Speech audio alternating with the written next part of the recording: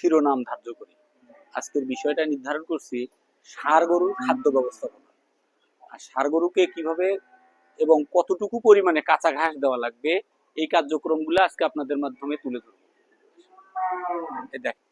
ষাঁড় গরুকে মোটাতাজাকরণ করার জন্য সঠিক খাদ্য ব্যবস্থাপনা, বাসস্থান এবং স্বাস্থ্যসেবার দিকে মনোযোগ দিতে হবে।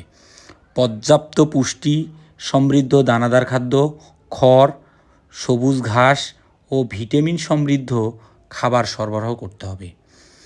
এছাড়াও গরুকে রোগমুক্ত রাখতে নিয়মিত টিকা দেওয়া এবং পরিষ্কার পরিচ্ছন্ন পরিবেশে রাখতে হবে। এজন্যই বলি, খামার করার আগে এই বিষয়গুলোর উপর যথেষ্ট নজরদারি রাখতে হবে। কাঁচা ঘাস ও পুষ্টিমান দানাদার খাদ্য কী পরিমাণে খাওয়াবেন এবং খাওয়ানোর কিছু নির্দিষ্ট নিয়ম আছে। গরুর ওজনের উপর ভিত্তি করে খাবারের পরিমাণ নির্ধারণ করতে হবে। শুরুতে বেশি করে দানাদার খাদ্য এবং পরে ধীরে ধীরে কমাতে হবে। একসাথে বেশি খাবার না দিয়ে অল্প অল্প করে বারবার খাওয়াতে হবে। সবসময় পরিষ্কার পানি সরবরাহ করতে হবে। ষাঁড় গরু লালন পালন করার জন্য একটা উপযুক্ত বাসস্থান দরকার। গরুকে শুষ্ক ও পরিষ্কার জায়গায় রাখতে হবে।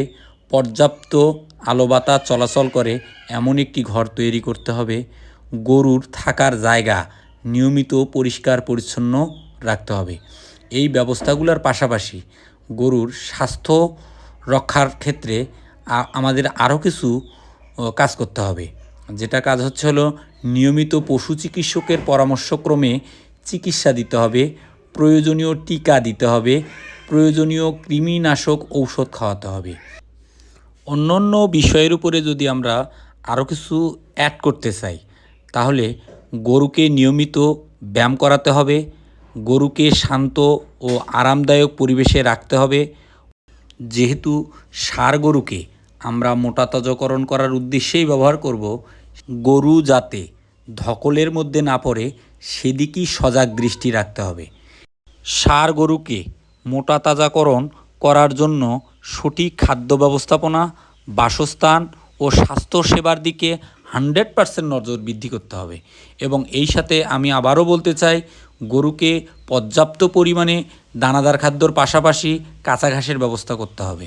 ষাঁড় গরুকে সুষম ও পুষ্টিকর খাবার সরবরাহ করা তাদের স্বাস্থ্য এবং উৎপাদনশীলতার জন্য অত্যন্ত গুরুত্বপূর্ণ।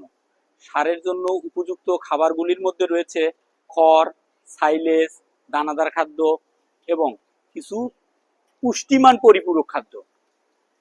ষাঁড় গরুর জন্য উপযুক্ত খাদ্যর তালিকা যদি আমরা নির্ণয় করতে যাই, তাহলে ষাঁড় গরুর প্রথম খাদ্যর তালিকায় থাকবে হলো শুকনা খড়।